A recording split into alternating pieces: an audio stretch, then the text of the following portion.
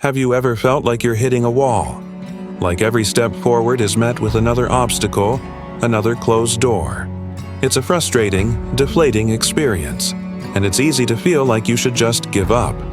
But what if I told you that those very obstacles, the things that seem to be blocking your path, are actually the path itself? This is the core idea behind the ancient Stoic philosophy, beautifully captured in the title of Ryan Holiday's book, The Obstacle is the Way. It's a powerful mindset shift that can transform how you see every challenge in your life. Let's talk about a name everyone knows, Thomas Edison. We remember him as the genius who gave us the light bulb, but we often forget the journey he took to get there. It wasn't a single eureka moment. It was a relentless, grueling process. Legend has it that Edison and his team tried over 10,000 different materials for the filament before they found one that worked. 10,000 failures. Imagine that.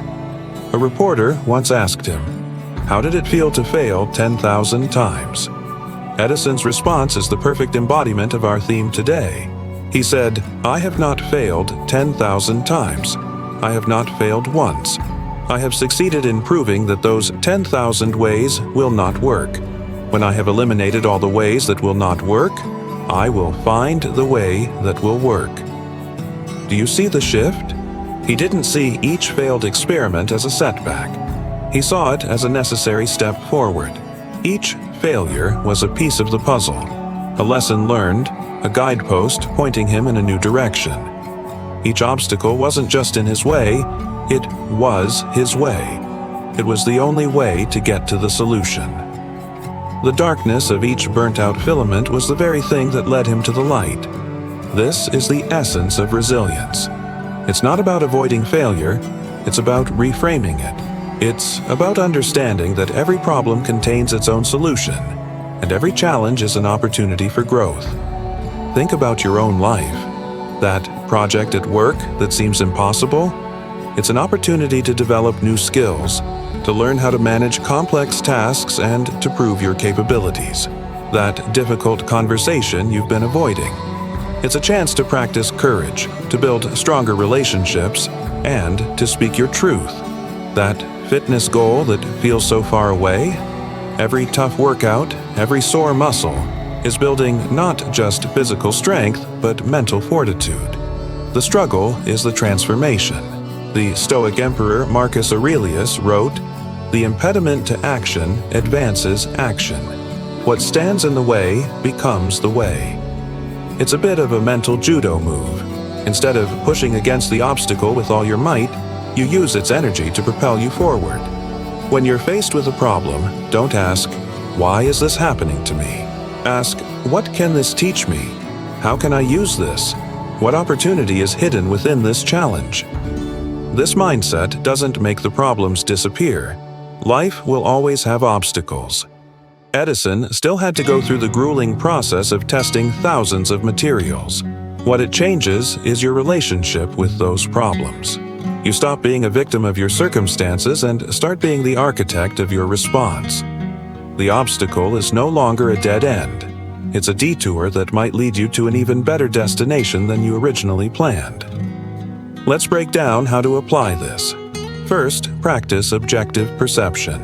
When a problem arises, try to see it for what it is, without the layer of negative emotion. It's not a disaster. It's an unexpected event that requires a new plan. This detachment gives you the clarity to think rationally. Second, focus on what you can control. You can't control that the client rejected your proposal, but you can control how you analyze their feedback, refine your idea, and present it again. You can control your effort, your attitude, and your actions. This is where your true power lies. Third, take action. Thinking about the problem won't solve it. Edison didn't just ponder why the filaments were burning out.